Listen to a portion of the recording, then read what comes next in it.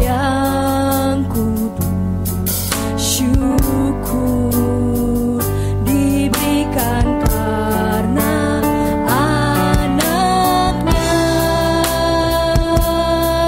Yesus. Dengan hati bersyukur pada Allah yang kudus, syukur diberikan karena anaknya Yesus.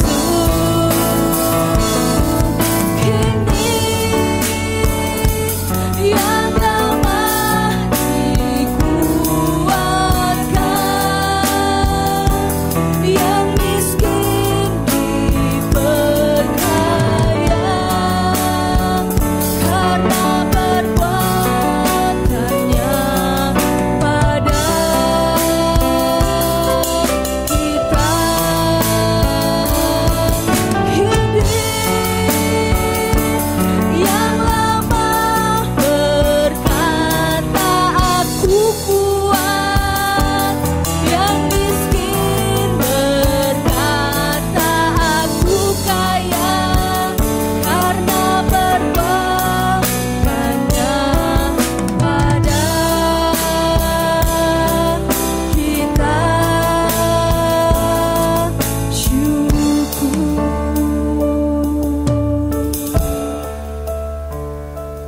Kami bersyukur buat kebaikan Tuhan dalam kehidupan kami. Terima kasih buat karya salib-Mu yang sudah mengubahkan hidup kami, menjadikan kami ciptaan baru, menjadikan kami orang-orang benar yang menyatakan kemuliaan Tuhan. Kalau kami terus mengalami kebaikan Tuhan, semua karena kasih karunia Tuhan. Terima kasih buat semuanya Tuhan.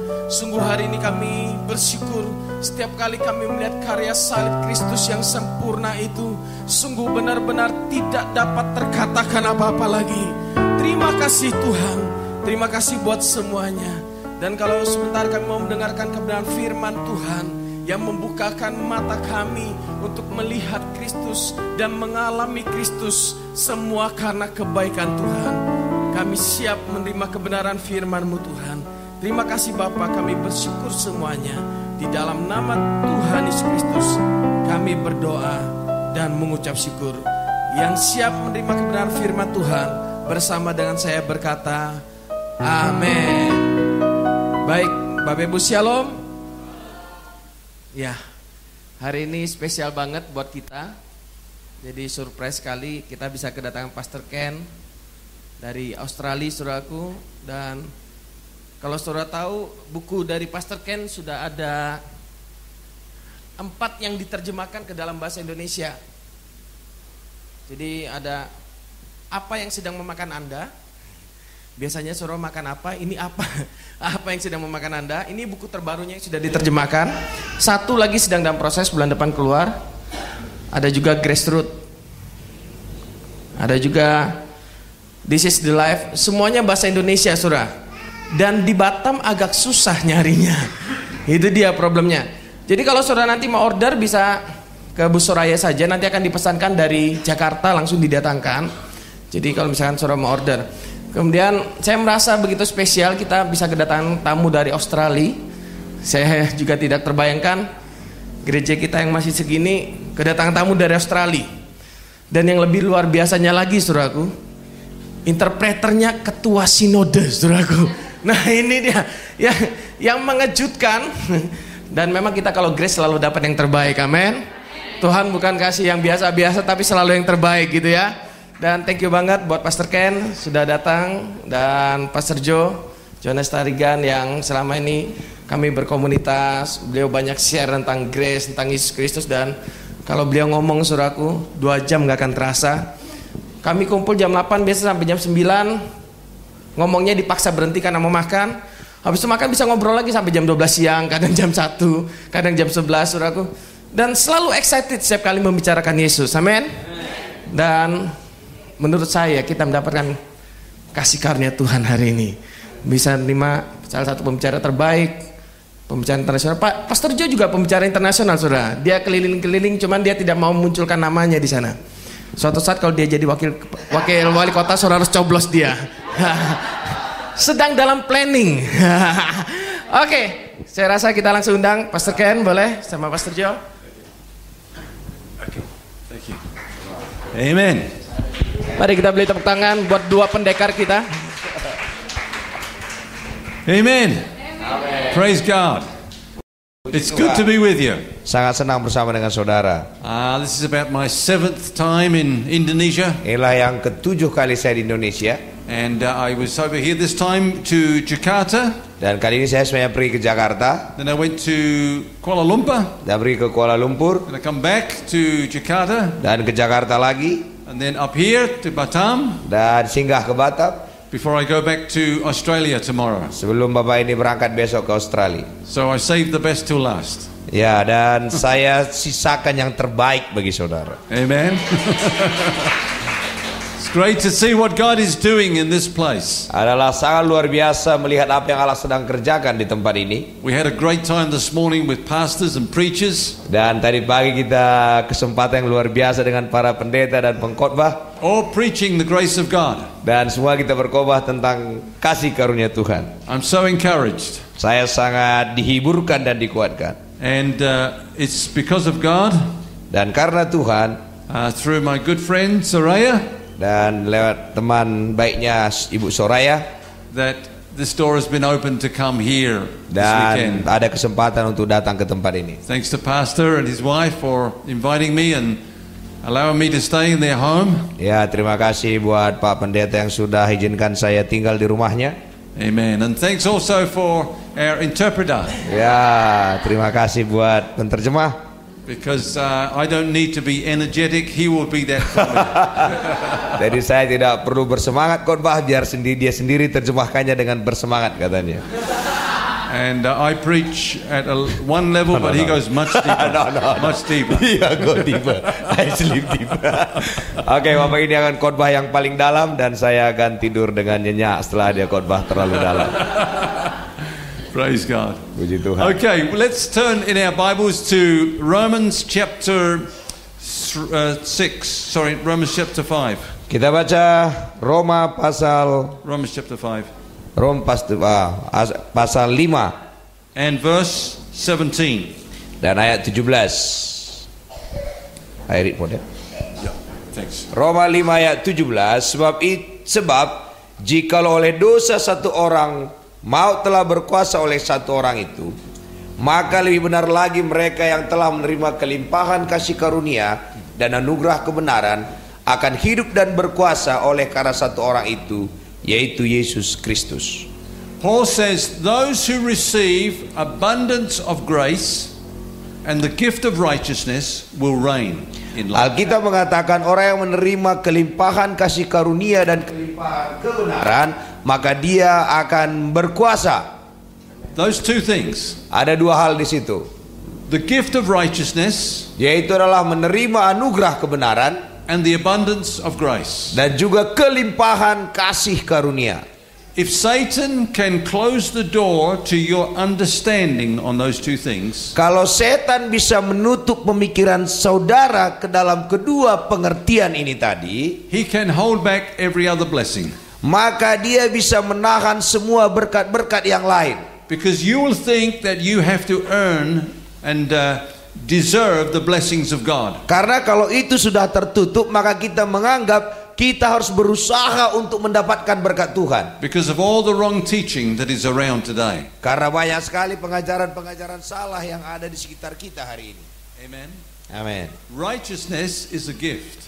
Kebenaran itu adalah pemberian. And when you receive that gift, waktu kita terima pemberian ini tadi, you are qualified for every good thing God wants to do in your jadi life. kalau Tuhan sudah membenarkan kita, maka kita layak menerima apapun juga yang Allah sudah siapkan bagi kita. Grace is God's gift to you. Kasih karunia Allah adalah sesuatu yang Allah berikan kepada kita. That's what that word means. Itulah arti daripada kata itu. It's unmerited. Itu sesuatu yang kita tidak usahakan.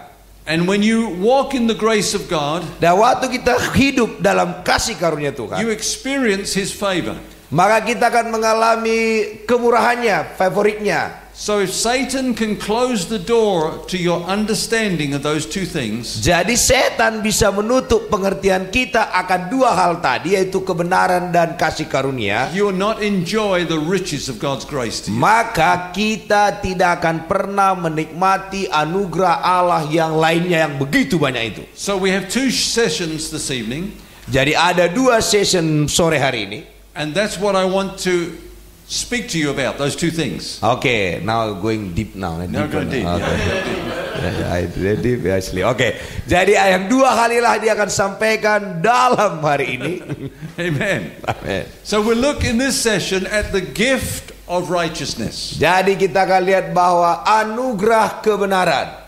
The Bible says Alkitab mengatakan, that Abraham is the father of us all. dikatakan bahwa Abraham adalah bapa orang percaya. He is someone we should follow.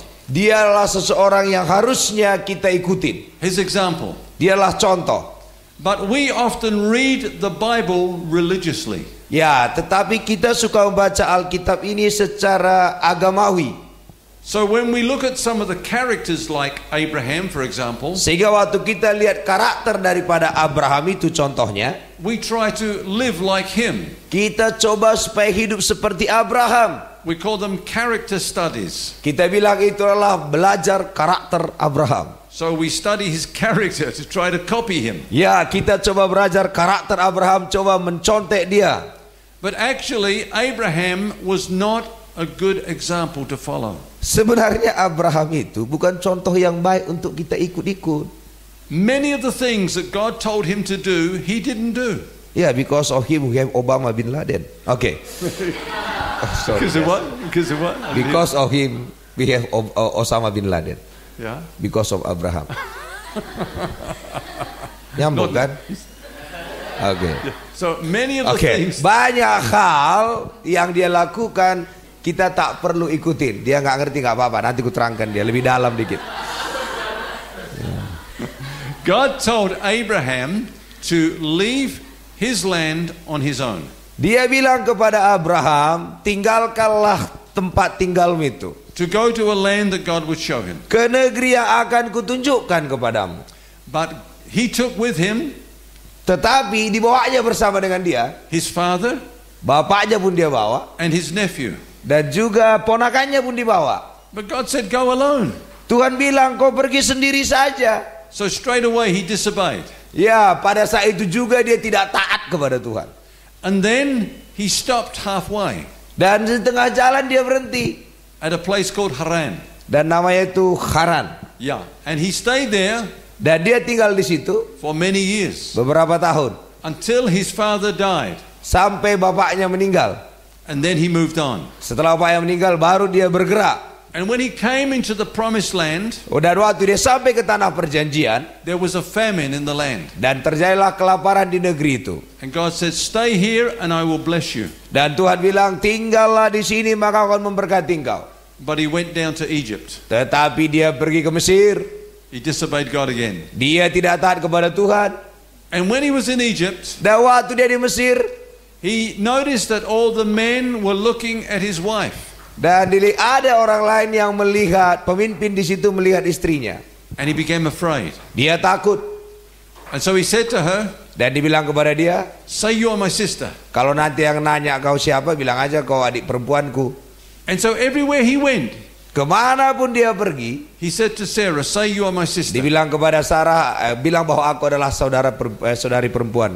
And God got him out of that mess Dan itu membuat terjadi sesuatu yang tidak baik. and brought him back to the promised land. Dan bawanya lagi dia kembali ke tanah perjanjian. And he said, this is the land I've given to you. Inilah tanah yang aku berikan kepadamu. And he said to Lot, Dan dibilang kepada Lot, which half would you like? ya yang mana yang kau inginkan Lot? But God gave it to him. Tetapi sebenarnya diberikan kepada Abraham, bukan ke si Lot. And then when it was a long time and he had no child, Dan setelah dia lama sekali gak punya anak, he took matters into his own hand. dan diambilnya lah He took the situation into his own hand. Oh, masalah itu ambilnya untuk dirinya sendiri, dia atasinya And he sendiri. went into Hagar. Akhirnya dia biarlah si Hagar. Osama bin Laden. Sila, ya. Now you get the revelation. Yeah, we'll get there.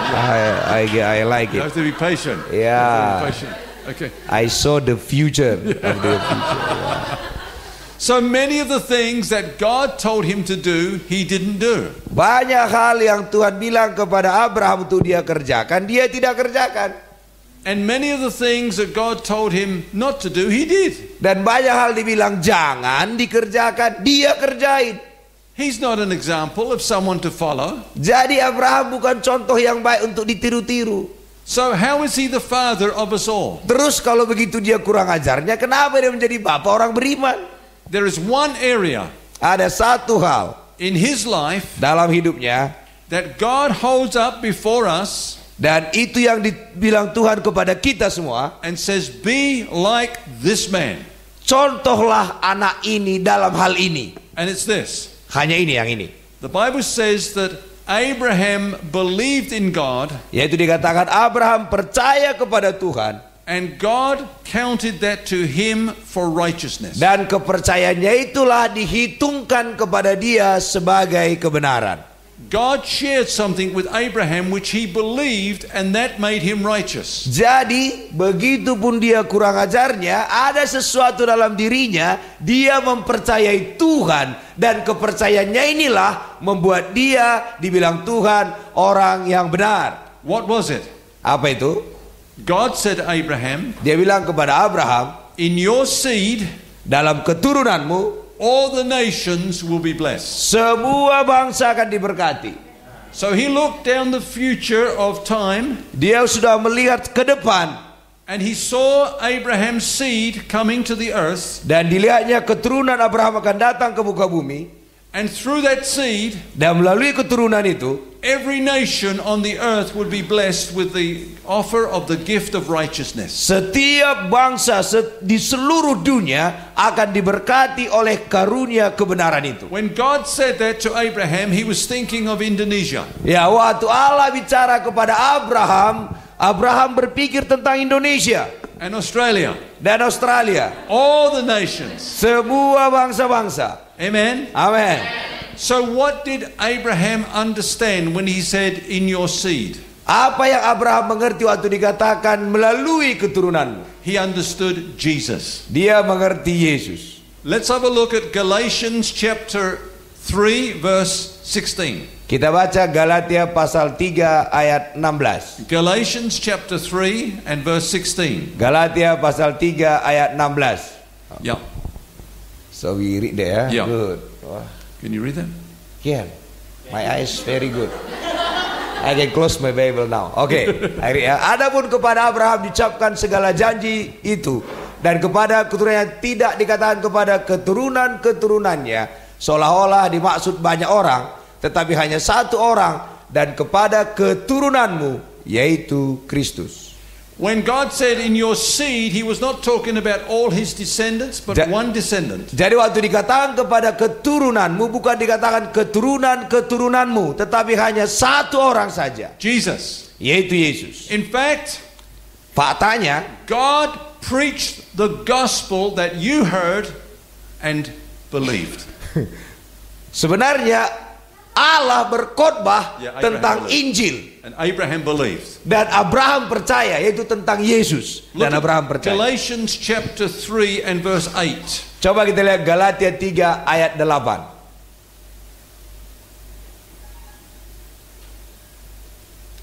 Dari kitab suci yang sebelumnya mengetahui bahwa Allah membenarkan orang-orang bukan Yahudi oleh karena iman, telah terlebih dahulu memberitakan Injil kepada Abraham.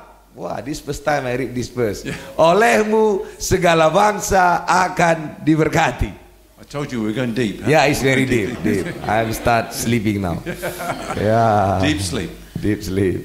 God preached the gospel to Abraham. Dikatakan jelas di sana bahwa Allah memberitakan Injil kepada Abraham. The same gospel that you heard and believed and were saved by, Injil yang kita dengar hari ini, Allah sudah khotbahkan kepada Abraham. was preached to him.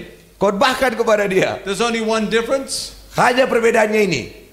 We look back to Jesus. Oke, kita melihat kembali kepada Yesus. Abraham looked forward to Jesus. Abraham melihat ke depan karena Yesus belum lahir. Abraham believed that God would give him a son. Abraham percaya bahwa Allah akan memberikan anak kepada dia. We believe he has given us a son. Dan kita percaya bahwa dia telah memberikan anak itu kepada kita. We all believe in that son. Jadi semua kita percaya kepada anak itu. And when you believe in that son, the Son of God, Dan waktu kita percaya kepada anak itulah anak Allah itu. you are righteous before God. Dan saudara menjadi orang yang benar di hadapan Allah. Amen. Amin. That's God's way of righteousness. Itulah jalan Tuhan untuk mengatakan kita benar. What is righteousness? Apa itu kebenaran? How can we explain that or understand it? Bagaimana kita menerangkannya? Bagaimana kita mengertikan daripada kebenaran ini? We're going to look at another verse, Kita akan lihat juga ayat yang lain. 2 Corinthians chapter 5, 2 Korintus pasal 5 verse 21. ayat 21. Amen. Amen. 2 Corinthians chapter 5 verse 21. Wah, they make it bigger now. So Ya. easy for me to read. Dia yang tidak mengenal dosa telah dibuatnya menjadi dosa karena kita, supaya dalam dia kita dibenarkan oleh Allah. Now you must understand these two parts Ada dua bagian di sini to righteousness. dalam kebenaran ini. We call it the great exchange. Yang kita sebut itu adalah pertukaran besar. The great exchange that took place at the cross. Pertukaran besar itu terjadi di kayu salib. God took your sin and imputed it to Jesus. Jadi Allah mengambil semua dosa kita itu dikasihnya kepada Yesus. And God took his righteousness and imputed it to us. Dan Allah mengambil semua kebenaran Yesus dan itu dipindahkannya kepada kita. He became what we were, sin, Dan Yesus menjadi kita yang harusnya berdosa. and we became what he is, righteousness. Dan kita menjadi bagian Yesus yang sudah dibenarkan itu menjadi milik kita. That's the great exchange. Jadi di kayu salib terjadi pertukaran besar. I don't know how much of that Abraham understood, Ya, mungkin Oh, Abraham tidak mengerti banyak sekali tentang hal ini. but Jesus said this Tapi Yesus katakan ini. in John 8 and verse 56. Yohanes 8 ayat 56. John 8 verse 56. Yohanes 8 ayat 56. Abraham bapamu bersuka cita bahwa ia akan melihat hariku, dan ia telah melihatnya, dan ia bersuka cita. Amen. Jesus said to the Jews, Yesus bilang kepada orang-orang Yahudi, your father Abraham bapakmu si Abraham itu rejoiced to see my day, bersuka cita bahwa ia akan melihat hariku ini, and he saw it. dan ia telah melihatnya. He was a believer in Jesus. Berarti Abraham sudah percaya kepada Yesus pada zaman itu. And in Romans chapter 4 verse 3, Dan Roma pasal 4 ayat 3. we read this. Roma pasal 4 ayat 3. Romans 4 verse 3. Roma 4 ayat 3. Oh, that's Yohanes. Yeah. Ya, Roma pasal 4 ayat 3. Memang nama saya Yohanes, tapi itu buku Roma. Oke. Sebab apakah kitab dikatakan nas kitab suci, lalu percayalah Abraham kepada Tuhan, dan Tuhan memperhitungkan hal itu kepadanya sebagai kebenaran. Amen. Amin. That's God's way of righteousness. Itulah cara Tuhan untuk membenarkan kita. Paul said that the Jews were ignorant of God's way of righteousness. Dan dikatakan orang-orang Yahudi tidak mau dibenarkan dengan cara kebenaran yang dibuat Tuhan ini. And so they went about trying to establish their own righteousness. Sehingga orang-orang Yahudi itu membangun kebenaran-kebenarannya sendiri.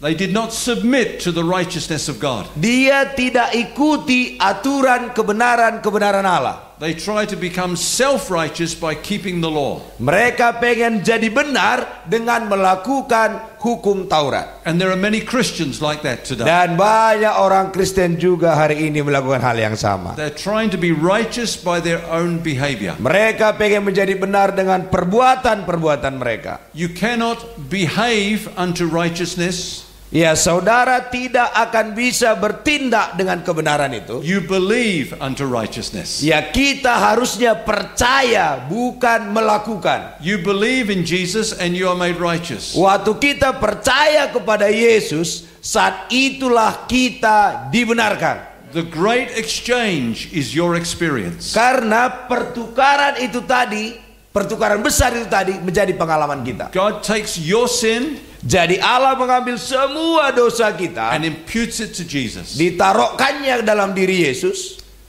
Let's have a look at chapter 4 verse 7 and 8. Roma 4 ayat 7 dan 8. Romans 4 7 and 8. Roma 4 ayat 7 dan 8. Yeah. Berbahagialah orang yang diampuni pelanggaran-pelanggarannya dan yang ditutupi dosa-dosanya.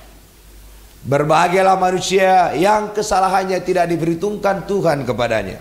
David said, Daud katakan, blessed is the man diberkatilah orang, to whom the Lord will never impute sin. orang-orang yang dosanya diampuni, ditutupi Tuhan dosa-dosanya.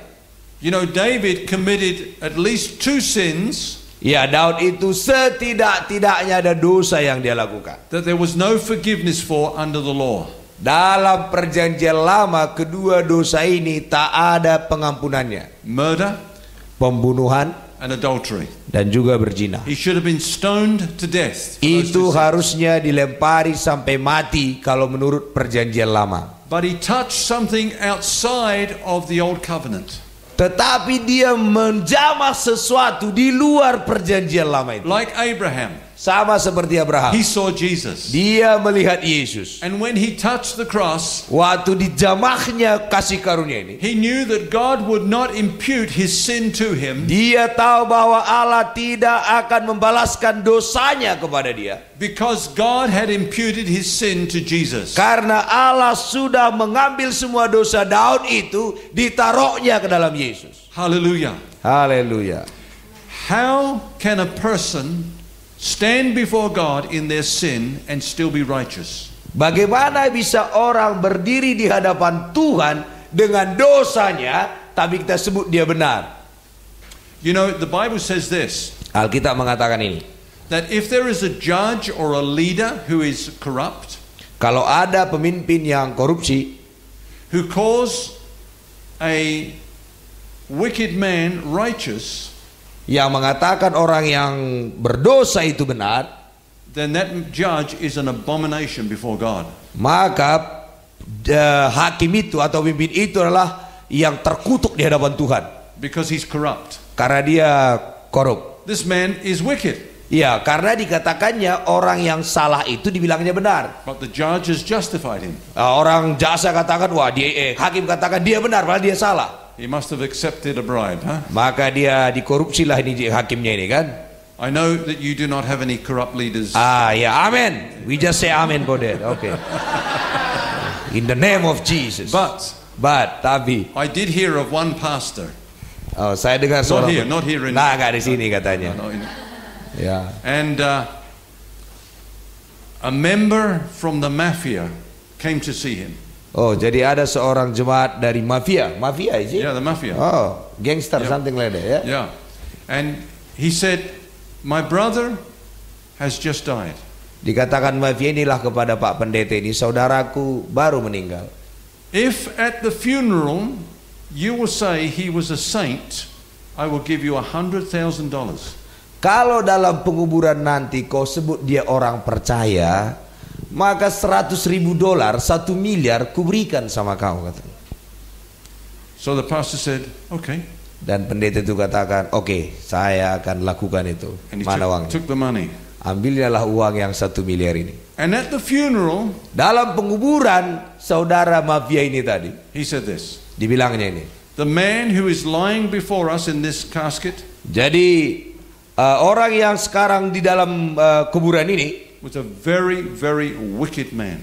Adalah orang yang sangat kacau, orang yang sangat berdosa. He committed many crimes in our city. Dia melakukan banyak pembunuhan. He was an evil man. Dialah sebenarnya orang yang sangat jahat. But Tetapi, in comparison with his brother, he was a saint. ya kalau dibandingkan dengan saudaranya itu dianggap dia ini seorang yang percaya lebih baik. Smart, eh? Saudara ngerti maksudnya? Do you get it? Berarti saudaranya itu lebih parah daripada dia. Yalah, lucu ini, kita harus ketawa sebenarnya. Oke. God says any judge who justifies the wicked is an abomination. Dikatakan bahwa setiap orang yang mengatakan benar yang salah itu hakim itu adalah hakim yang sangat jelek, harus dihabisin, harus dihukum. And yet, Tetapi when Abraham stands before God as a liar, waktu Abraham berdiri di hadapan Tuhan sebagai pembohong, and when David stands before him as a murderer, dan an juga Daud berdiri di hadapan Tuhan sebagai pembunuh, kan? and when you stand before him and I stand before him in our sin, Dan semua juga kita berdiri di hadapan Tuhan dengan semua dosa kita. he calls us righteous. Tapi dibilang kita itu orang benar. Look at chapter 4 and verse 5. Kita lihat Roma 4 ayat 5. Romans chapter 4 verse 5. Roma 4 ayat 5. Tetapi kalau ada orang yang tidak bekerja, namun percaya kepada Dia yang membenarkan orang durhaka, imannya diperhitungkan menjadi kebenaran. Does God justify the godly or the ungodly? Apakah Allah membenarkan orang yang benar itu, atau yang tidak benar itu yang dibenarkan? The ungodly.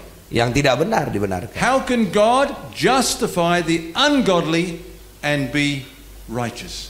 Bagaimana cara Tuhan membenarkan orang yang tidak benar ini menjadi benar di hadapan Tuhan? Because our sin has met its just judgment at the cross. Karena dosa-dosa kita sudah dihakimin di kayu salib. It's not that God hasn't dealt with our sin. Jadi bukan Tuhan tutup mata buat dosa kita, bukan. He has. Dia tahu kita berdosa. He's judged it in full at the cross. Dia hakimi dosa itu sepenuhnya di kayu salib.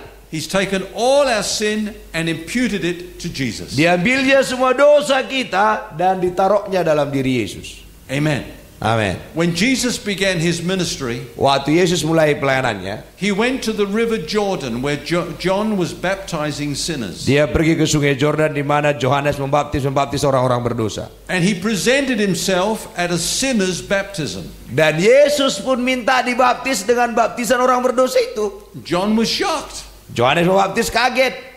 He said, I have need to be baptized by you. Harusnya aku yang dibaptis, tapi kenapa engkau yang nyuruh aku membaptis engkau? You are the one person that doesn't need to be baptized. Engkau yang seharusnya tak perlu dibaptis dari baptisan dosa ini. There's no sin in you. Karena gak ada dosa dalam dirimu. Jesus said this. Yesus katakan ini. Allow it to be so now. Ya, kita harus lakukan ini. Because in doing this we are fulfilling all righteousness. Karena waktu kita melakukan ini, kita melakukan semua kebenaran yang Allah inginkan. Wow. What did he mean? Apa artinya itu?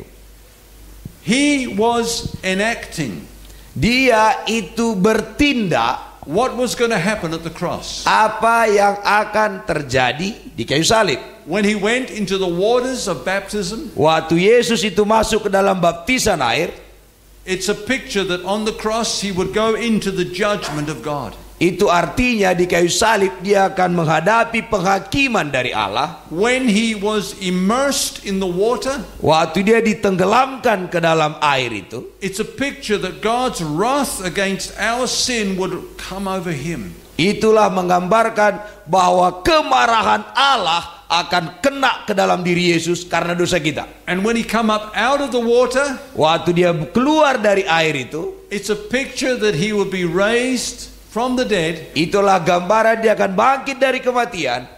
as the head or the firstborn of the new creation. Dia adalah orang yang pertama bangkit menjadi kepala daripada ciptaan baru. Who are righteous before God. Dan dia menjadi benar di hadapan Tuhan. Amen. Amin. And God said when he come up out of the water, Dan Allah kata waktu dia keluar dari air baptisan itu, this is my beloved son. maka ada suara dari sorga mengatakan, inilah anakku yang kukasihi. In him I am well pleased. Kepadanya lah aku berkenan. And you, dear friend, when you believed in Jesus, Dan hari ini setiap kita percaya kepada Yesus, you were baptized into Christ. otomatis kita dibaptis ke dalam diri Yesus. Your judgment has already taken place. Dan penghakiman atas diri kita sudah selesai di kayu salib. When he died on the cross, you were judged. Waktu Yesus mati di kayu salib, kita pun ikut di sana tersalib. When you were buried, when he was buried, you were buried with him. Waktu Yesus dikuburkan, kita pun ikut terkubur. You are no longer a sinner in Adam.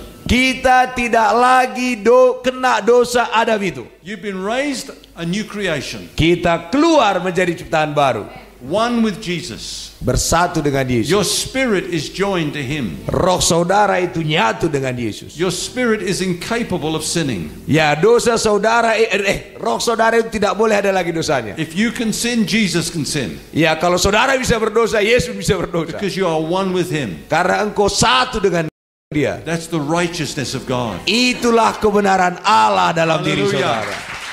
Hallelujah. Haleluya.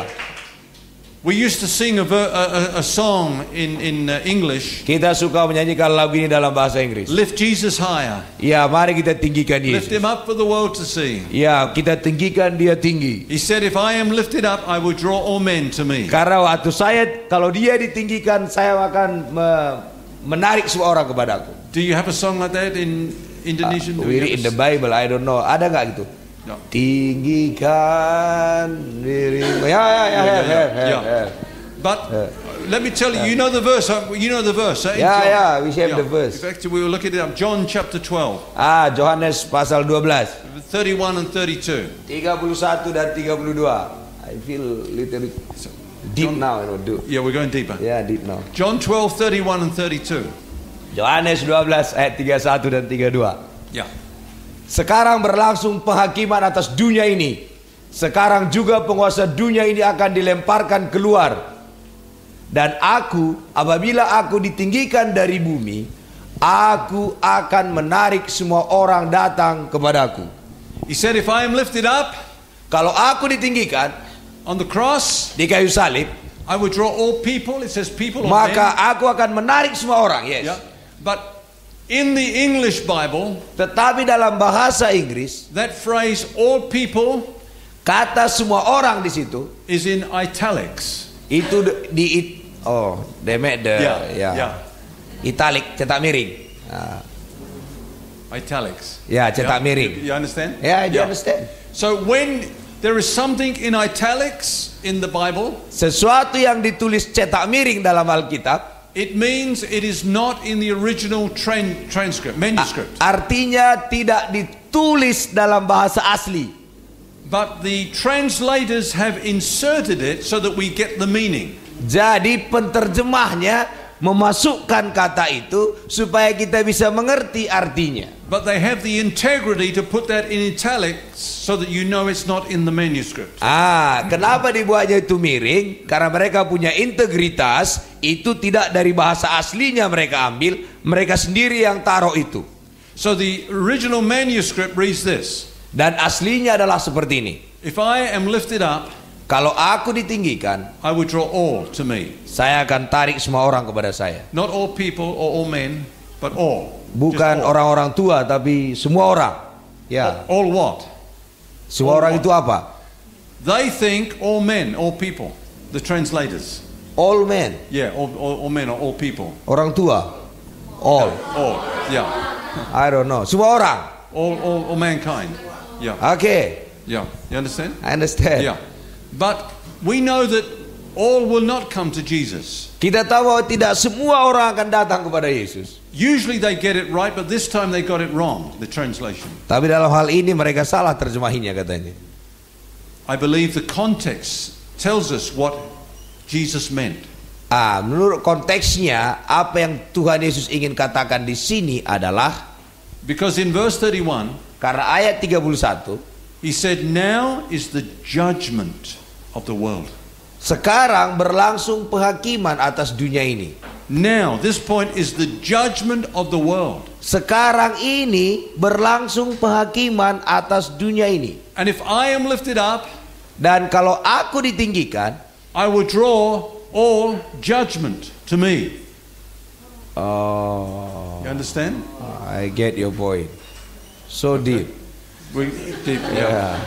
Oxygen mask on. Yeah, I have to really. Oke, jadi menurut ayat ini saudara, coba saya terang-terangkan ini. Udah mulai ngantuk saya juga. Oke. Karena sekarang terjadi penghakiman di dunia, terjadi penghakiman.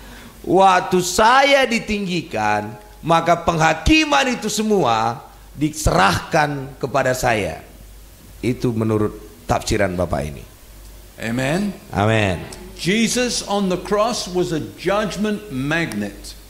Jadi waktu Yesus di kayu salib, dia menjadi daya tarik, semua dosa penghakiman itu ditariknya ke dia. He drew to himself all the judgment for every sin that had ever been committed. Jadi semua penghukuman buat semua dosa, masa lalu, masa kini, masa depan, dan masa kapan pun ditarik semua di kayu salib. All my sin, all your sin, Semua dosa kita, dosa siapapun. past, present, and future. Yang saya bilang tadi.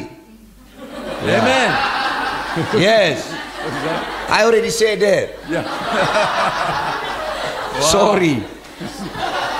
He drew it to himself. Ditariknya semua ke dalam dirinya. He was the Lamb of God that takes away the sin of the world. Dialah anak domba Allah yang mengambil semua dosa dunia ini. And he said, it is finished. Dan dikatakannya sudah selesai. Hallelujah. Haleluya.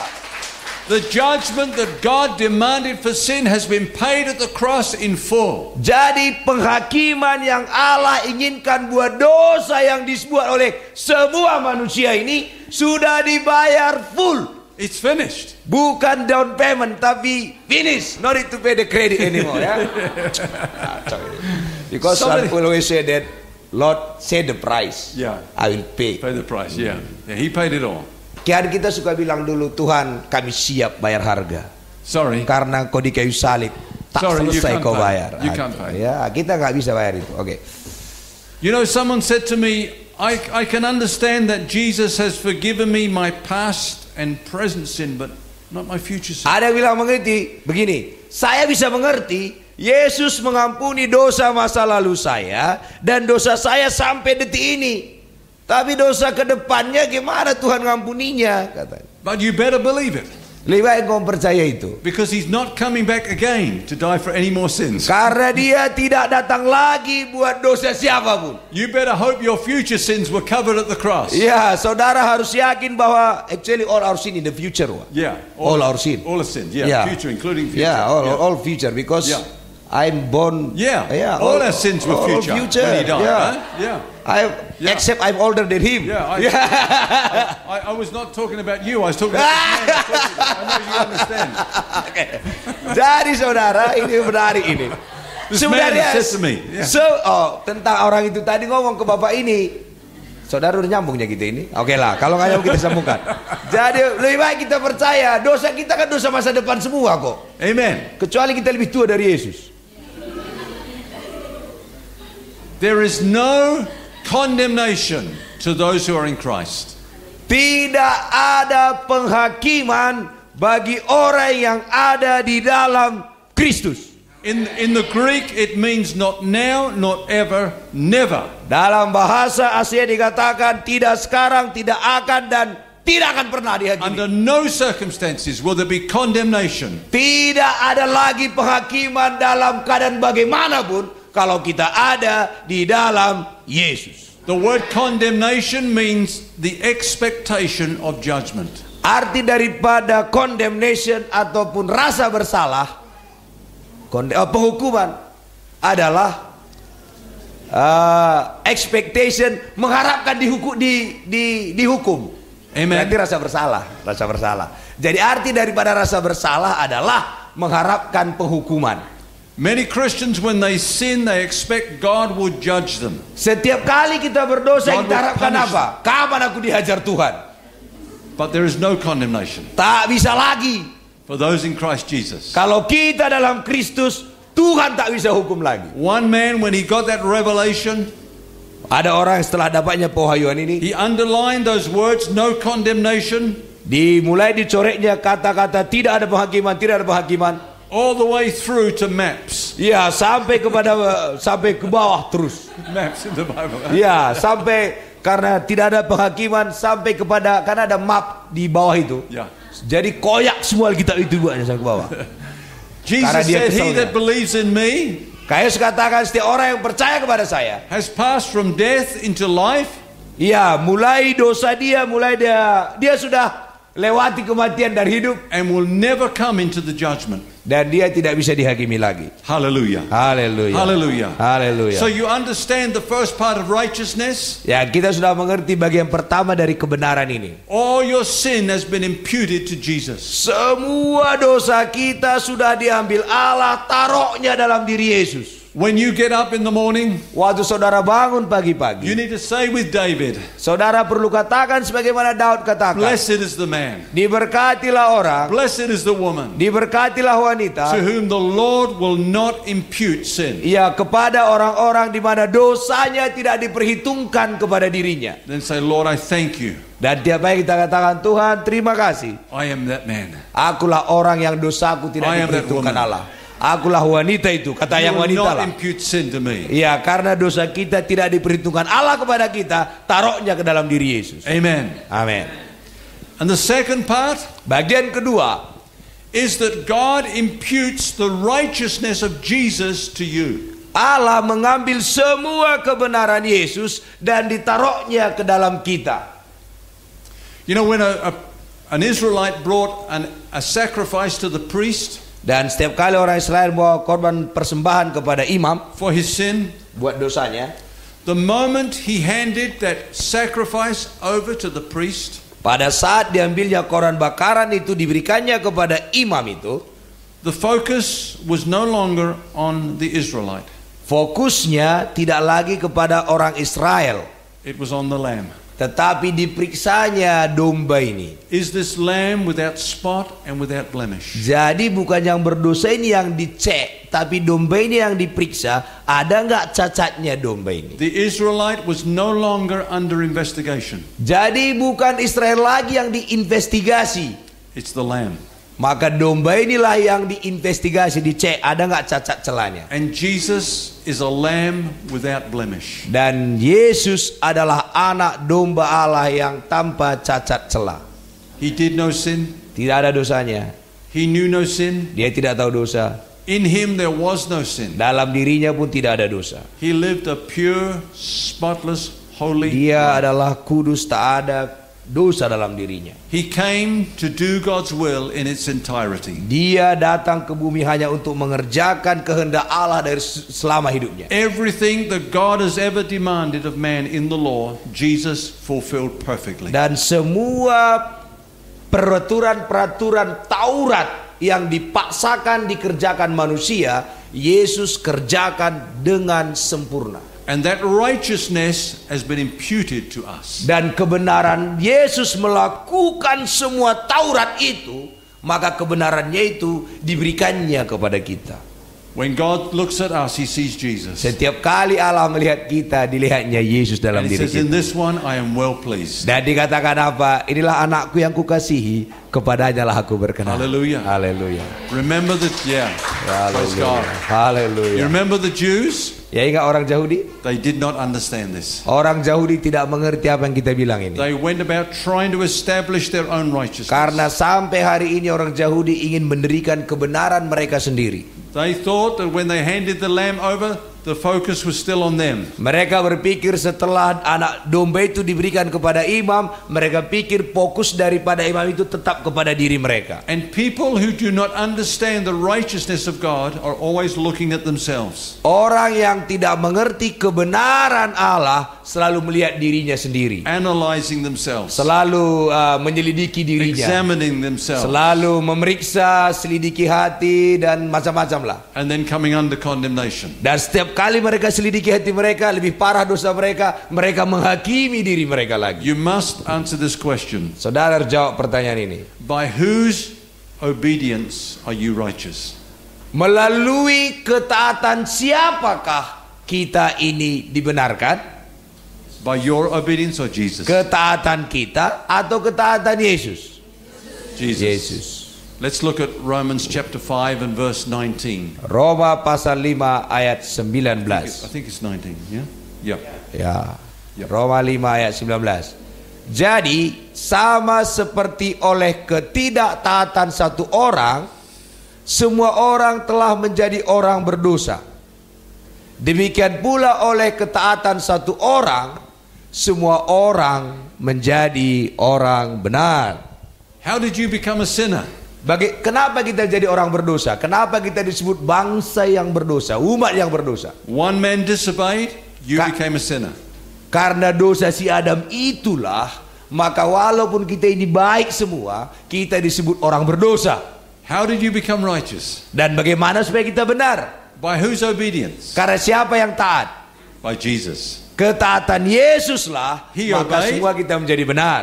He obeyed Dia taat, even unto death, ya dia taat sampai kematian, and you became righteous. dan saudara menjadi orang-orang benar. His righteousness was imputed to you. Karena kebenaran Allah itu diberikannya semua kepada kita. Hallelujah. Haleluya. The gift of righteousness. Karena itu kebenaran itu disebut adalah anugerah.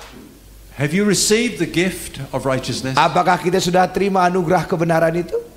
If you have, you will reign in life. Kalau saudara sudah memiliki itu, maka engkau akan memerintah dalam kehidupan ini. If you have, you are qualified for every good thing. Sehingga kita masuk syarat buat semua hal yang baik yang dari Allah. Because the basis for the blessing of God is a right relationship with God. Karena alasan Allah memberkati kita semua dengan berkah-berkahnya adalah kita harus memiliki hubungan yang benar dengan Tuhan. The Bible says that the first thing that God did when He created man, the first thing, Hal pertama yang Allah kerjakan waktu diciptakannya dunia ini adalah is this. ini. And He blessed him. Jadi manusia itu sebelum ngapa-ngapain pun, maka Allah memberkati mereka. That's the heart of God towards us. Jadi itulah yang Allah inginkan. Sebelum kita ngapa-ngapain dikatakan, aku memberkati He mereka. created Adam. Dia menciptakan Adam. He waited for him to have that life. Dan diberikannya kehidupan kepada Adam. And then He blessed him. Setelah diberikannya, nggak disuruh kerja, tapi maka Allah God's memberkati heart mereka. is to bless you. Hati Tuhan selalu ingin memberkati kita. And the basis of that blessing Dan dasar daripada berkat is itu, a right relationship. yaitu harus ada hubungan yang benar dengan Tuhan. But then Adam sinned. Tapi Adam berdosa, And the blessing was turned to a curse. maka harusnya berkat menjadi kutuk. So we think, and we have been taught, Dan kita sudah diajarkan selama ini, when we sin, we are out of fellowship with God. waktu kita berdosa, maka kita putus hubungan dengan Tuhan. When we sin, we lose His favor and His blessing. Waktu kita berdosa, maka kita kehilangan berkatnya, kehilangan kasih karunia-Nya. But listen, Dengarkan baik-baik. there's a big difference between an innocent man and a righteous man. Adalah sangat jauh berbeda orang yang pura-pura, orang yang ini seni itu apanya? Orang tidak berdosa dan orang yang dibenarkan ya. Maybe ya, I Okay. try my best. Yeah. Ini seni itu ini saudara yang mana ya? Tidak bersalah dan orang yang dibenarkan. Agak-agak susah memang. Oke. Okay. Yeah, I think so deep now. Okay, so Yeah, just Very deep. When an innocent man sins, Okay, continue. he's still thinking. Yeah. When an innocent man sins, Yes, continue. his sin is imputed to him. Oke. Jadi kalau orang yang belum dibenarkan itu berdosa, maka dosanya diperhitungkan kepada dirinya sendiri. Oke. Ya. Yes. So he's no longer innocent. Ya, akhirnya dia tidak dikatakan lagi orang yang kudus. He's guilty. Dia sudah bersalah. When a righteous man sins, Oke, I explain now. Ada orang yang belum terima Yesus, ada yang sudah terima Yesus. Very deep. Orang yang ini lebih gampang terjemahkannya, lebih gampang ngertikannya. Orang yang belum terima Yesus berdosa, maka dosanya dihitungkan kepada dia. maka disebut dia tidak kudus lagi. Tapi orang yang sudah terima Yesus, yang dibenarkan itu berdosa, and continue. When a righteous man sins, jadi waktu orang yang sudah dibenarkan itu berdosa, he's still righteous dia tetap dikatakan orang benar. because his sin has been imputed to Jesus. Karena dosa yang dia buat tadi itu langsung ditransfer ke Yesus. Amen. Amen. Blessed is the man to whom the Lord will not impute sin. Diberkatilah orang yang dosanya tidak diperhitungkan kepadanya, tapi diperhitungkan kepada Yesus. So Jadi he's kita still- makan restoran dosa, Yesus yang bayar di sini. He's still in a right relationship. I don't get from now, but finally they get it. I'm happy. I'm still don't understand. They understand. That's very good. When they clap their hand, I mean they get it. Hallelujah. Yeah. So Karena kalau salah mengerti bahaya. the Bible says that God was in Christ reconciling the world to himself. Dikatakan bahwa Yesus Allah dalam Yesus Kristus mendamaikan dunia itu bersama dengan Allah. Not imputing their sin to them. Dengan cara tidak lagi memperhitungkan dosa mereka kepada mereka. Let's look at that. 2 Corinthians chapter 5 and verse 19. 2 Korintus pasal 5 ayat 19. I want you to see that under the new covenant, God does not impute sin to us. Oke, kita lihat di sini. Sebab Allah mendamaikan dunia dengan dirinya oleh Kristus dengan tidak memperhitungkan pelanggaran mereka. Ia telah mempercayakan berita pendamaian itu kepada kami. Amen. Does it say that? Not imputing Yes, their yes. sin? Yeah. Tidak memperhitungkan. Amen. Amin. When God reconciled you, it was because He does not impute your sin to you. Jadi kita banyak kesalahan tapi tak diperhitungkan. Amen. Amin. See, we are living in the new covenant, Kita hidup dalam perjanjian baru. and the new covenant is based upon better promises. Ya, karena perjanjian baru itu dasarnya adalah perjanjian yang lebih bagus daripada perjanjian lama itu. Let's read one of those promises in Hebrews chapter 8 and verse 12. Kita baca dalam Ibrani pasal 8 ayat 12. Yeah. Ibrani pasal 8 ayat 12. Ini penulis buku ini Marga Sibarani. Sebab aku akan menaruh belas kasihan terhadap kesalahan mereka dan tidak lagi mengingat dosa-dosa mereka. Amen. Amen. Yeah. God says, They look me so funny, you know. They just laugh like that. I just read. Okay. Yes. okay. God says under the new covenant, your sin I will remember no more. Kita lihat dosa kita ada kok di sini, lihat ya. Sebab aku akan menaruh belas kasihan terhadap kesalahan mereka. Kita bersalah tapi dikasihi dan tidak lagi mengingat dosa-dosa mereka. Kita berdosa tapi dosa kita tidak diingat lagi. That's the gospel. Itulah Injil. The word gospel means good news. Arti daripada Injil adalah kabar baik. It's so good, it sounds too good to be true. Karena begitu baiknya sampai-sampai kita tak percaya kebaikan Allah itu. If you are listening to some news that sounds too good to be true, Kalau saudara dengar sesuatu yang begitu baiknya untuk saudara dengar, you are either hearing the gospel saudara apakah engkau mendengar Injil? or you are listening to a politician. Oke, Bapak ini. Now is election, you know. Yeah, oke. Jadi kalau saudara dengar ada janji yang kelewat baiknya, hanya dua itu. Satu Injil, yang kedua adalah para politikus lagi kampanye katanya. If I get elected, I promise. Ya. Okay. Ya, tahu saudara kemana dibuang dosa-dosa kita? Ke dalam lautan kelupaan. Ada tulisannya di situ, dilarang memancing. Oke, continue.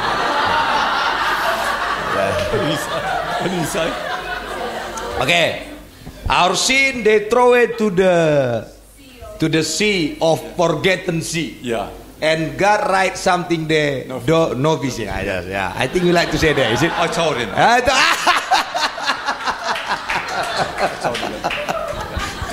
Don't you take the credit for my... No. I don't take your glory. Don't worry.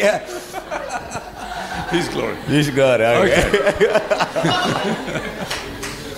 Now, this Sekarang. morning I said to the pastors and the preachers Dan tadi pagi Bapak ini ngomong kepada kami para pendeta dan pengkhotbah that every New Testament truth is illustrated in the Old Testament. semua kebenaran-kebenaran yang di perjanjian baru itu sudah diilustrasikan di perjanjian lama. So let's look at that in the life of Abraham as we finish this session. Ya, kita lihat dalam kehidupan Abraham, kita selesaikan session ini. Yeah. We just start. Q&A as well. Q&A. Yeah. Genesis chapter 12.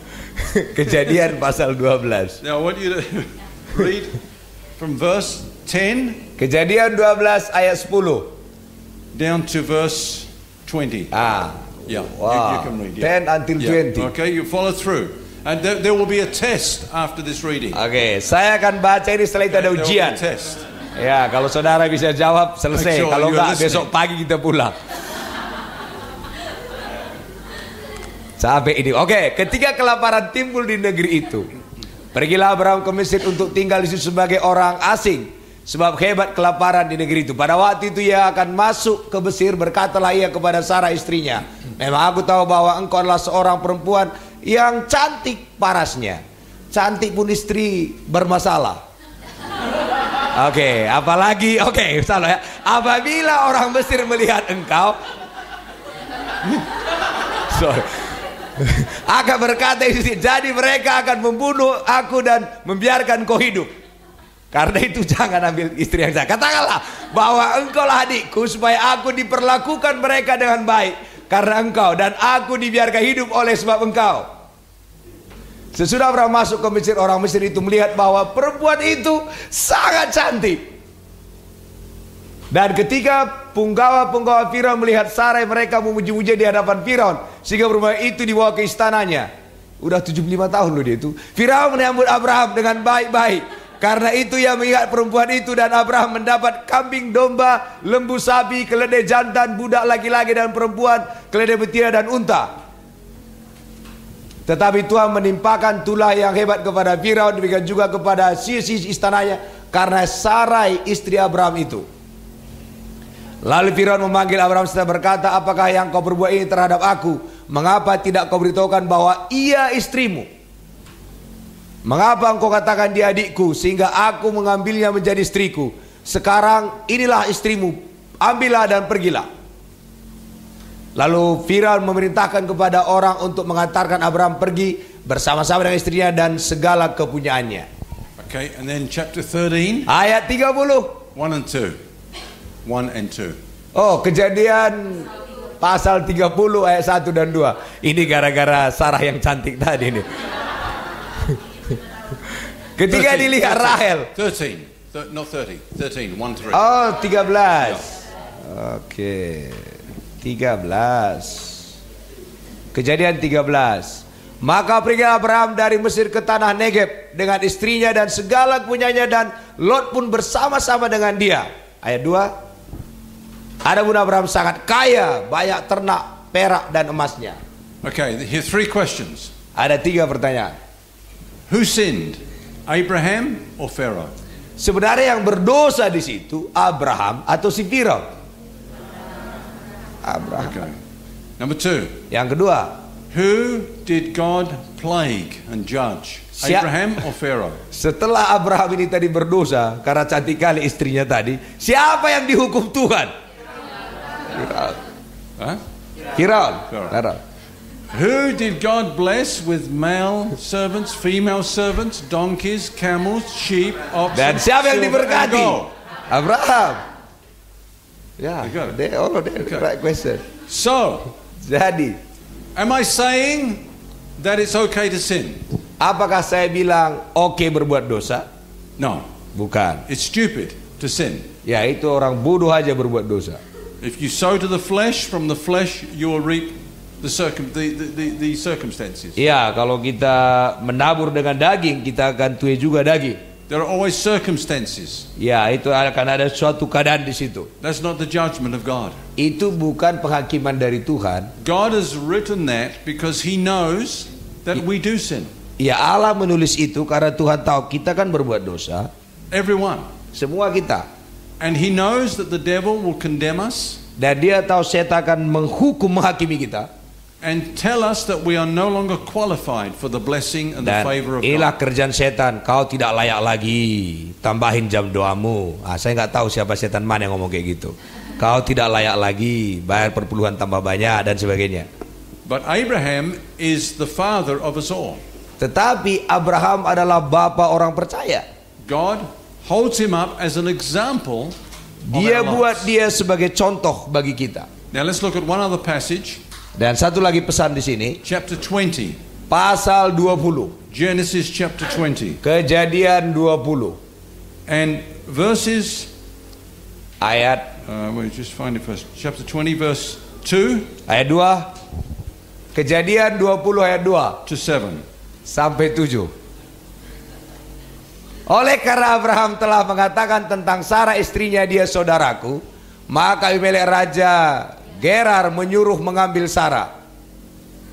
Lanjut 3. Tetapi pada waktu malam Allah datang kepada Abimelek dalam suatu mimpi serta bilang kepadanya, engkau harus mati oleh karena perempuan yang telah kau ambil itu, sebab ia sudah bersuami.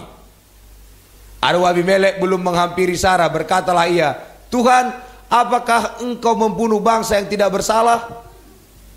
Bukankah orang itu sendiri mengatakan kepadaku, dia saudaraku, dan orang itu sendiri telah mengatakan, ia saudaraku. Jadi hal ini kulakukan dengan hati yang tulus dan dengan tangan yang suci. Lalu Allah kepadanya dalam mimpi, aku tahu juga bahwa engkau telah melakukan hal itu dengan hati yang tulus, maka aku pun telah mencegah engkau untuk berbuat dosa terhadap aku. Sebab itu aku tidak membiarkan engkau menjamah dia. Jadi sekarang kembalikanlah istri orang itu, sebab ia seorang nabi. Ia akan berdoa untuk engkau, maka engkau tetap hidup. Tetapi jika engkau tidak mengembalikan dia, ketahuilah engkau pasti mati. Engkau dan semua orang yang bersama-sama dengan engkau mati semua. Kira-kira gitu. Ini Abraham yang berbohong, orang itu yang mati. Okay, verses 14 to 16. Oke, ayat 14 sampai 16. Pasal yang sama. Kemudian Abimelek mengambil domba-domba dan lembu sapi, hamba laki-laki dan perempuan, lalu berikan semuanya itu kepada Abraham. Sarah istri Abraham juga dikembalikan kepadanya. Dan Abimelek berkata, negeriku ini terbuka untuk engkau, menetaplah di mana engkau suka. Lalu katanya kepada Sarah, telah kuberikan kepada saudaramu 1000 sikal perak, itulah bukti kesucianmu bagi semua orang yang bersama-sama dengan engkau, maka dalam segala hal engkau dibenarkan. Okay, different king this time, Abimelech. Ya, lihat, tadi udah bohong kepada raja yang pertama itu, sekarang ke Abimelek juga berbohong juga orang itu. Who sinned, Abraham or Abimelech? Siapa yang berdosa? Tadi kan Firaun kan, sekarang Abimelek atau Abraham yang berdosa? Abraham. Who did God warn in a dream and say, you're a dead man? Siapa yang ditakutin Tuhan dalam mimpi? Mati kau sekarang. That's not the sort of dream you want to have. Itu ngeri itu. Tuhan yang bilang kayak gitu. Siapa? Abraham kah atau si Abimelek? Abimelek.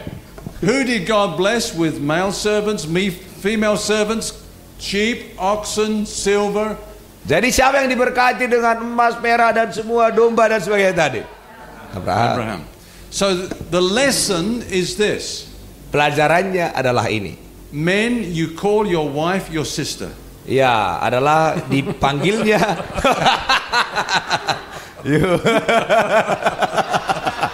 No. Pelajarannya yang kita dapat. No, first one, looking for beautiful wife. Just now I say, Yeah. you have beautiful wife also become problem. Yeah. So, the rest no need to say. It's too Okay. deep for him. Friends, This is what God wants to say to us. Ini yang Allah ingin katakan kepada kita. When you believe in Jesus, Waktu kita percaya kepada Yesus, you were made righteous kita menjadi orang yang benar. before God. Kita benar di hadapan Tuhan. You actually honored God Ya, kita itu menghargai, memuliakan Tuhan. by believing His record of Jesus. Waktu kita percaya kepada anaknya Yesus. And God declared you to be righteous. Dan dia mengatakan kita menjadi orang yang benar. And from that moment, Dan mulai saat itu, He has regarded you as righteous maka kita selalu diperhitungkan menjadi orang benar. and has never seen you any other way Tak pernah lagi dilihatnya kita orang berdosa. because you are righteous. Karena saudara itu benar. It's not just how God sees you, Ya, bukan bagaimana Allah. Begitulah cara Tuhan melihat saudara. it's who you are, it's your identity. Melalui identitas saudara. We'll talk more about that tomorrow. Besok kita akan belajar tentang itu. And God regards you as righteous Dan Allah mengatakan kita ini benar. and treats you accordingly. Dan kita diperlakukan menjadi orang seperti orang benar. You are blessed. Kita diberkati. You are blessed because your sin is never imputed to you, Kita diberkati karena dosa kita tak pernah diperhitungkan kepada kita. but righteousness is imputed to you. Tetapi yang diperhitungkan kepada kita, semua kebenaran Yesus diperhitungkan kepada And kita. because you are righteous, Dan karena kita benar di hadapan Tuhan, you are qualified for every good thing. maka kita masuk syarat buat semua yang baik dari Allah. All the riches of God's grace Semua kasih karunia kekayaan Allah itu kita layak that were menerimanya. purchased for you at the cross. Itu sudah dibayar semua di kayu salib. It's all paid for. Dan sudah dibayar lunas. Amen. Amin. Beware of the leaven of the Pharisees. Ya, jadi hati-hati dengan para Farisi, Pak Kosong dan sebagainya itu. The Pharisees will try to get you to pay a price that has already been paid for. Karena orang-orang Farisi itu, pengkhotbah-pengkhotbah itu akan selalu mengajarkan saudara supaya engkau harus bayar apa yang Yesus sudah bayar. Amen. Everything God wants to do in your life has been paid for. Semua yang Allah inginkan dalam hidup kita, Dia sudah bayar. Seek first the kingdom of God and His righteousness, Itu carilah kerajaan Allah dan kebenarannya, bukan kebenaran kita. and all these other things will be added. Maka semua yang dicari bangsa-bangsa itu akan ditambahkan kepada kita. Amen. Amin. Amen. Amin. Okay, we'll open it up for questions. We break off at 6. Is that right? Oh ya. So we have some time for some feedback, questions, Oke, ada pertanyaan. Q&A. Kalau pertanyaan gampang Bapak ini jawab. Pertanyaan susah saya yang jawab. What did you say? All easy question he will answer. Ya. Ada the hard I will say. Ya. Yeah. Oke. Ada pertanyaan? So, like wow. oh, They, I think a good teacher, huh? Yeah, good Teaching, teacher. huh? Yeah, at the back there. oh, Yeah. silakan. Oke, saya mau bertanya, yang saya tangkap tadi dikatakan bahwa kalau kita berbuat dosa, tapi karena kasih karunia kita diperhitungkan. Kalau kita percaya, kita itu yang diperhitungkan. Yang menjadi pertanyaan saya, Pak, apakah jalan menuju kebenaran itu hanya percaya saja atau melakukan perbuatan baik? Apakah menuju surga atau menuju dalam kebenaran itu harus melalui hanya percaya saja atau melakukan perbuatan yang baik? Okay. You understand what he? No. Okay, what he say? If I have sin Yeah.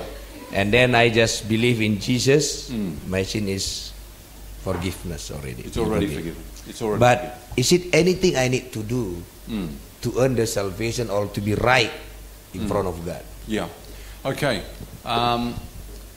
We have been taught in the past Kita sudah diajarkan dari dulu that when we sin, we have to confess each sin to be forgiven. kita harus mengaku dosa kita, setiap dosa kita itu untuk diampuni. Actually, there's only one verse in the whole of the New Testament epistles that say that. Sebenarnya hanya satu aja ayat di semua perjanjian baru itu dituliskannya itu. In all of Paul's 13 epistles, he never once said that we need to do that. Ya, ke-13 surat-surat Paulus tidak pernah dituliskannya itu. So if it was necessary, then it's a serious omission. Ya, kalau itu memang sangat penting, itu menjadi hal yang sangat serius. So the only one who mentioned it was John. Yaitu Yohanes saja yang cerita tentang itu. And he wrote 30 years after all the other apostles had died. Ya, dia tulisnya itu 30 tahun kemudian setelah nabi-nabi rasul-rasul yang lain itu meninggal.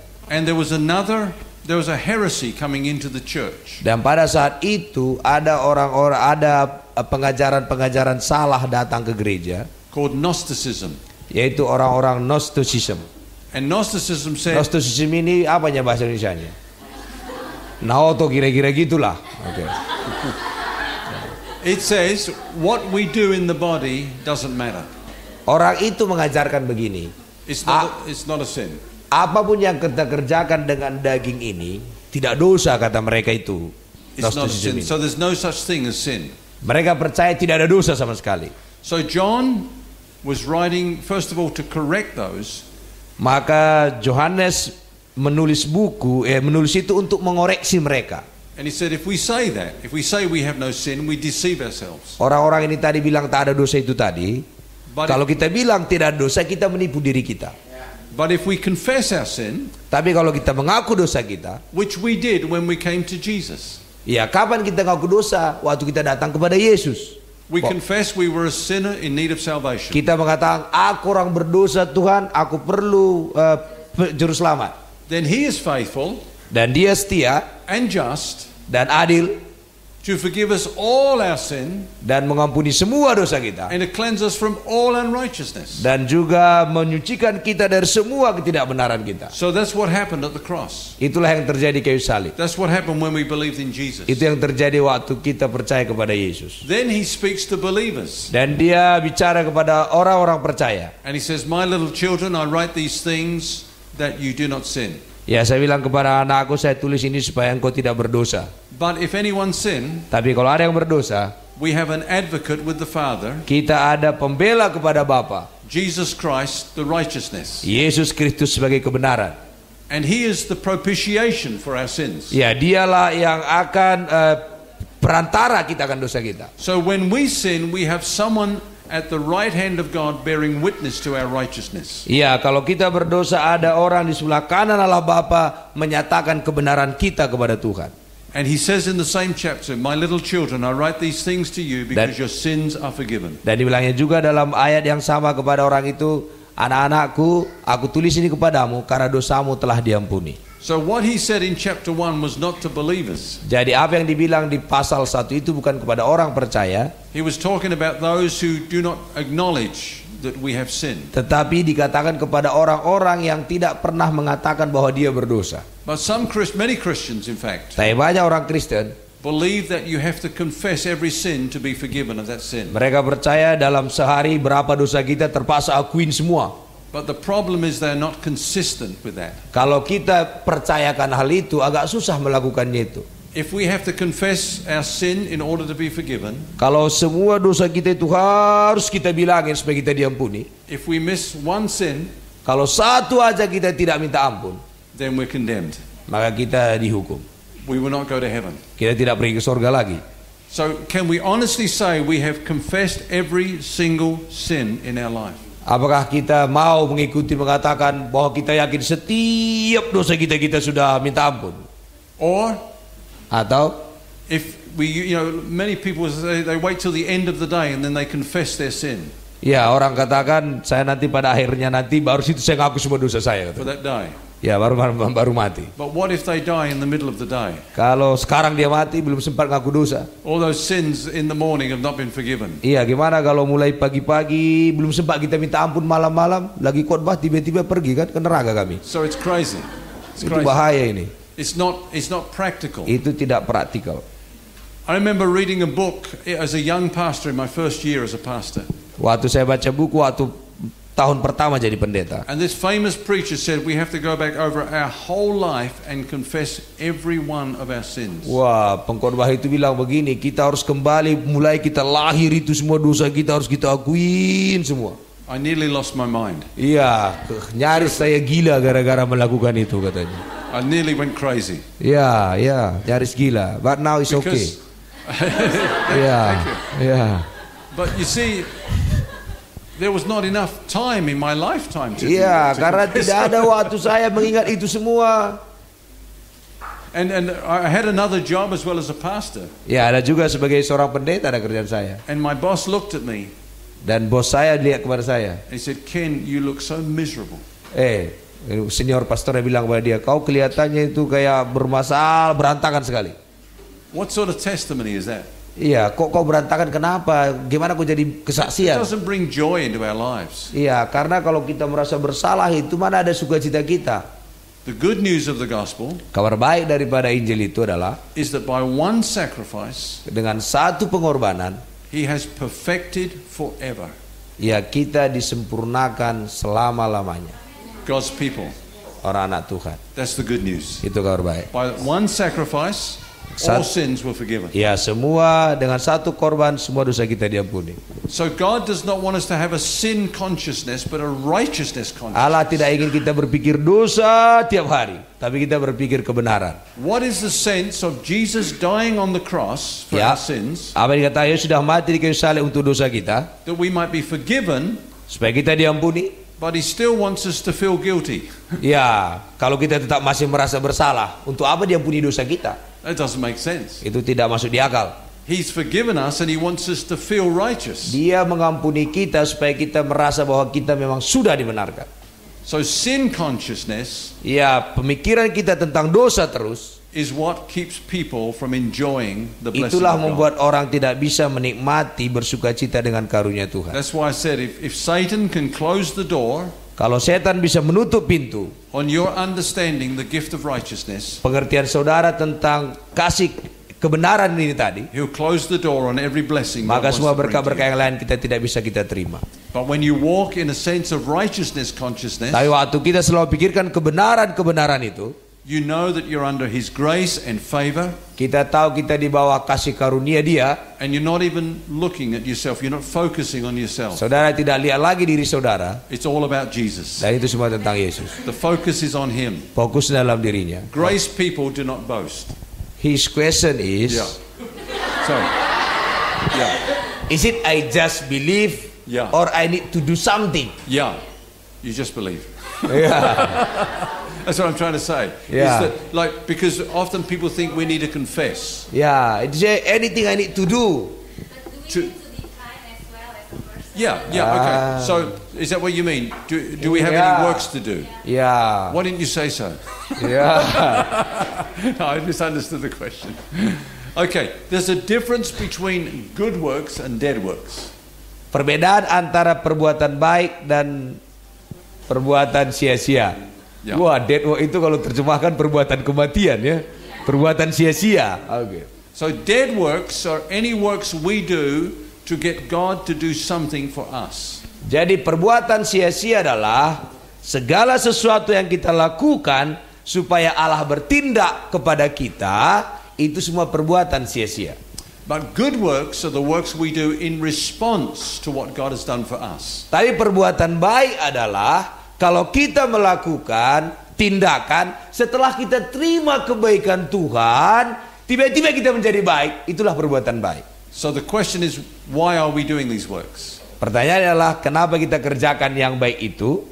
If we think we have to do our part, Oke. that's old covenant thinking. Kalau kita berpikir kita perlu berbuat baik, kita perlu lakukan semua ini supaya kita layak di hadapan Tuhan, ini adalah perbuatan sia-sia, itu adalah pengajaran perjanjian lama. But if we are so overwhelmed with the love of God, Tapi karena Tuhan itu begitu baiknya, kalah kejahatan dengan kebaikan, kita jauh dari kalian kebaikan Tuhan yang begitu luar we want biasa. to live for Him. Dan karena begitu baiknya lah itu sehingga kita juga jadi baik. And we'll talk more about that in the next session. Dan nanti kita teruskan itu. In fact, it's good that you asked that question. Bagus pertanyaannya tadi. Because Jawabannya yang agak panjang. Because it means I preached this one correctly. Ya, jadi bisa kita khotbahkan lagi nih. Because when you share about the righteousness of God in Christ, it's all about Jesus. Ya, karena kalau kita bicara tentang kebenaran Allah, itu bicara semua tentang Yesus. And so then we ask, Dan sama seperti kita, well, what about me? bagaimana dengan kita? Don't I have to do anything? Apakah saya nggak perlu kerjakan apa-apa? Can I continue in sin? Apakah saya suka-suka berbuat dosa? These are the questions that we Itu ask. pertanyaan-pertanyaan yang akan tanyakan. And a great British preacher said this: Dan seorang pengkhotbah Inggris mengatakan ini. if as a preacher you've never been asked that question, Kalau engkau seorang pengkhotbah tidak pernah ditanya dengan pertanyaan itu, then it's because you've never preached the gospel correctly. oke, jadi pertanyaan orang akan selalu begini. Mengatakan begini, kalau begitu suka-suka dong berbuat dosa. Kalau pertanyaan itu sudah keluar, maka Bapak ini sudah mengkhotbahkan khotbah yang benar. Kalau pertanyaan itu tidak pernah keluar, berarti khotbah Bapak ini bukan khotbah yang benar. Ya. Yeah. Karena Paulus juga dibuat orang kayak gitu. Because Paul also have the same Yeah. accusation. He was accused. Yeah. Ya, kalau gitu suka-suka dong berbuat dosa, kata orang kepada Paulus. So if there's any preachers here and you've never been accused of that, you've never preached the true gospel. Ya, setiap kali kita khotbahkan tentang Injil ini, pertanyaannya akan sama. People say if you preach this, God's people will run wild. Can I add some answer for him? Yeah. Oke. Waktu Nebukadnezar itu menjadi hewan, apa cara Tuhan membuat dia jadi hewan? Kirimkan dia sekolah kehewanan? Apa cara Tuhan? Supaya dia jadi hewan, cara Tuhan gimana? Ayo. Hah? Pernah kan Nebukadnezar jadi hewan kan? Pernah. Cara Tuhan gimana? Sekolah hewan. Tindakan hewan. Apa dibuat? Diberikannya roh hewan, maka dia bertindak jadi hewan. Supaya kita bertindak kudus, diberikannya kita Roh Kudus. Tanpa kita sadari, kita bertindak kudus. Terjawab nggak? Simple, he get it. Yeah.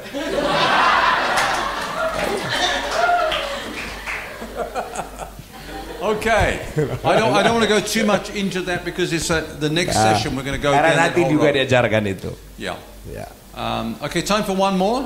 Ada lagi pertanyaan selanjutnya? One more question. Silakan. Saya cuma mau tahu Ananias dan Safira ini Oh. orang percaya atau bukan? The same question Ananias Safira. And was he at? No, he's not there. So you go first. I give the safer and you give the deep one. You go first. Okay. Pertanyaan ini akan selalu datang dan kita sudah sering jawabnya. Okay. Ananias and Sapphira, were they Christians? Pertanyaannya apakah Ananias Safira itu Kristen apa bukan? Now, we had this question this morning, Pagi tadi pun ada pertanyaan yang sama juga. and Pastor Joel quoted Joseph Prince, Ya, who pointed out something that is very interesting. Let's That- start with that. ya dimulai dari situ. There are two men in Acts called Ananias. Ada dua orang sebenarnya disebut Ananias di buku Kisah Rasul itu. The first one is this man here in chapter 5. Ya, yaitu salah satunya. Coba kita lihat dalam Kisah Rasul pasal 5 ayat 1. And we read there was a certain man named Ananias. Dan kalau kita lihat Kisah 5 ayat 1, ada seorang lain yang bernama Ananias. So he's called a man. Ya, dikatakan orang lain yang bernama Ananias. But then of course there was the Ananias who went to pray for Paul when he was blinded. Ya, ada juga Ananias yang kedua dalam Kisah Rasul 9 And ayat in chapter 9 Kisah Rasul 9 ayat 10. and verse 10, Ayat 10 ada Ananias yang kedua di situ. Lihat. we read there was a certain disciple. Kalau dia Ananias. murid Tuhan, disebut di Damsyik ada seorang murid Tuhan bernama Ananias. Kalau dia murid, disebut dia murid Tuhan. Yang tadi orang lain. Okay. So one Udah is tahu called bedanya, ya? a man, the other one is called a disciple. Jadi satu disebutnya adalah murid. Jadi kalau dia murid Tuhan nggak disebut orang lain. Berarti yang di Kisah Rasul pasal 5 itu adalah bukan anak Tuhan. Now, Oke, itu baru Bapak ini terangkan lebih dalam mengenai itu. now when Jesus spoke about the church age, Waktu Yesus bicara tentang gereja, he said that amongst the wheat there would always also be tares. ya karena di dalam lalang dan gandum ya, lalang dan gandum akan selalu ada lalang, ada selalu ada gandum. And the tares look like wheat. Dan gandum mirip-mirip kayak lalang. We cannot tell them apart. Kita tidak tahu mereka yang mana, kita tidak bisa pisahkan mereka. And in the parable, the servants wanted to take up the wheat. Dan the waktu wheat. itu ada dikatakan mari kita ambil lalang-lalang itu, tapi Tuhan gak kasih lalang itu dicabut. But the master said, no, Jangan diambil. you might pull up some wheat. Karena kalau kita cabut lalang ini, gandumnya pun bisa tertarik. We are not qualified to say who is saved and who is not saved. Kita tidak punya hak mengatakan yang mana yang sudah lahir baru, mana yang belum lahir baru. The Lord knows those who are His, Ya, Tuhan tahu siapa anaknya dan kita juga tahu siapa bapak kita. and He wants you to know that you are saved. Ya, kita juga harus yakin bahwa kita adalah sudah selamat. In John's Gospel, he said, I've written these things to you that you might know that you believe in the Son of God, Ya, saya tulis kepadamu supaya engkau tahu bahwa engkau percaya kepada anak Allah. and that believing you have life. Ya, waktu engkau percaya engkau memiliki Yeah. kehidupan. So He wants you to know. Ya, ingin supaya kita tahu itu. But we can. Hakimi orang lain. So I believe these people were imposters Ya, saya percaya pada zaman ini tadi, because the church was growing so quick. pada zaman itu yang Ananias itu gereja itu bertumbuh dengan cepat. And so everyone liked the growth of the church. It looked big. Dan karena gereja itu besar, And these people wanted to get in and get up the top. dan dia dengan belum lahir baru pun dia pengen tetap naik ke atas. So they try to impress the leaders. Dan supaya membuat pemimpinnya itu terkesan, maka dioverlah dengan tanah itu. Now in chapter 5, Dan kita lihat dalam pasal 5, Acts chapter 5, ya Kisah pasal 5, we read in verse 11, ayat 11. Kisah 5 ayat 11. after Ananias and Sapphira had died, Setelah Ananias Safira yang bukan murid Tuhan tadi itu meninggal, maka ini yang terjadi. that you read it? Maka sangat ketakutanlah seluruh jemaat dan semua orang yang mendengar hal itu yang mati tadi.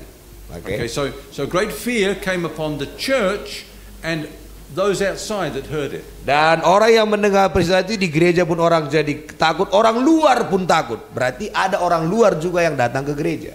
So let's look at the next verse. Ayat 12. Verse 12. Ayat 12. Dan oleh rasul-rasul diadakan banyak tanda dan mujizat di antara orang banyak. Semua orang percaya selalu berkumpul di serambi Salomo dalam persekutuan yang erat. The church continued in power. Jadi gereja itu semakin kuat kuasanya. But the next verse, verse 13. Ayat 13. Orang-orang lain tidak ada yang berani. Inilah yang salah satunya si Ananias itu. Orang-orang lain tidak ada yang berani menggabungkan diri kepada mereka. Namun mereka sangat dihormati orang banyak. Those people who were like Ananias and Sapphira didn't dare join the church. Sekarang orang-orang yang seperti Ananias Safira tadi tak berani lagi mencoba-coba gereja, pura-pura percaya. The pretend Christians. Ya, mereka itu pura-pura aja di They dalam. didn't dare join the church. Supaya enggak. So did the church stop growing? Apakah gereja jadi berhenti bertumbuh? No, let's look at the next verse. Ayat selanjutnya. Dan makin lama makin bertambahlah jumlah orang yang percaya kepada Tuhan, baik laki-laki maupun perempuan.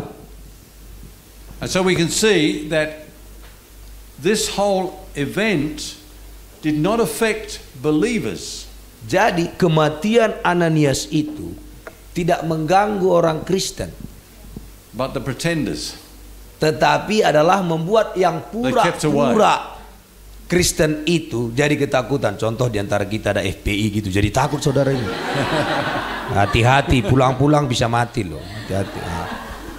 Okay. Untung nggak ada kan? Itu dia. Itu tadi Pak ya. Oke. Okay. They get it. I think. They get it. Ya.